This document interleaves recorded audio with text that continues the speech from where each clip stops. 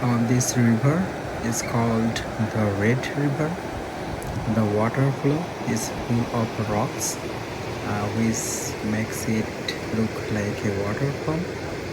In USA, people catch fish in summer and then immediately they let them go back into the water. Fishing is more for recreation than for food here. So you can see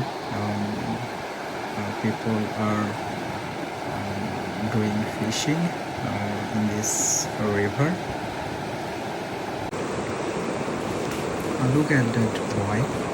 He just caught a fish and then gently he released it back into the